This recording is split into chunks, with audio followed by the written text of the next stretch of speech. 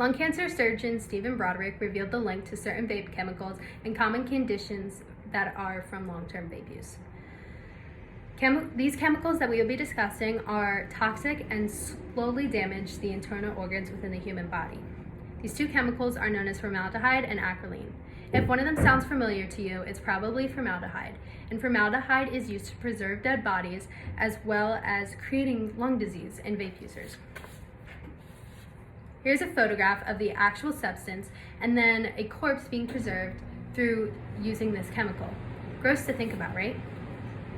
The other chemical is known as acrolein and is a chemical used in gardening as well as damage to the lungs.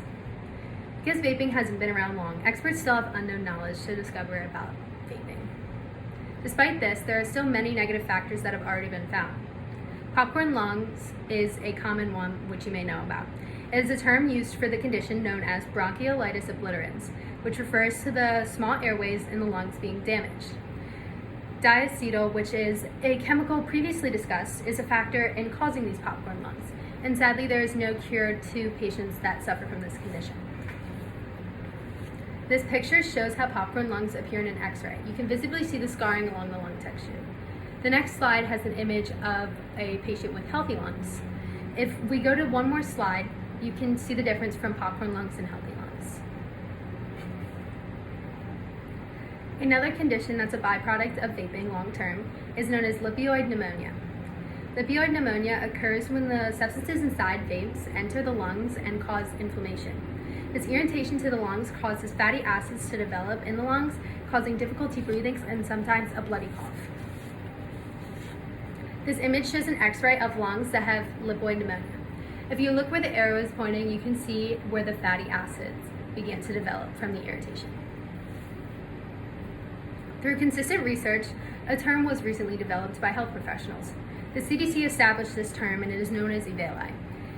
EVALI is an acronym and it stands for e-cigarette or vaping use associated lung injury. Vitamin E acetate was known to be a prevalent cause in vape-related lung injuries. To prove this, the CDC conducted a test to reveal this statement about vitamin E acetate.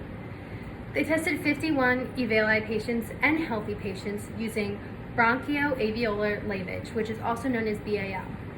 BAL is a procedure that collects samples within the lungs and tests them.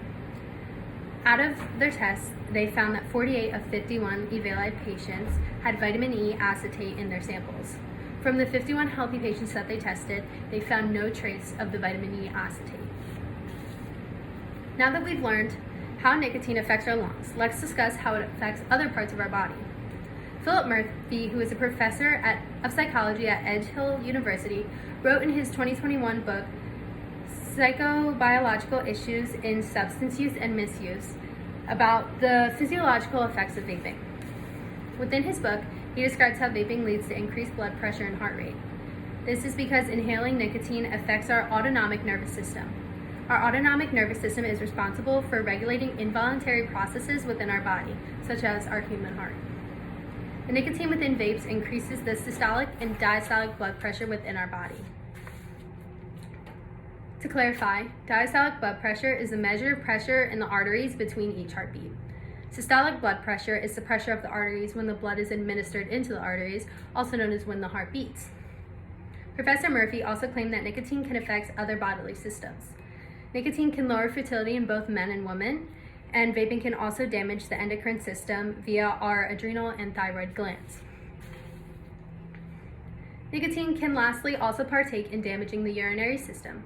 Chronic kidney disease is found to be related to both urination and the use of nicotine. Vaping has been around for 18 years, approximately since 2003, and has already shown so many ways it can affect the human body in a negative way. Can you imagine how many more conditions will be discovered as vape use continues? Now here's Megan, and she is going to state how e-cigarettes have gained popularity.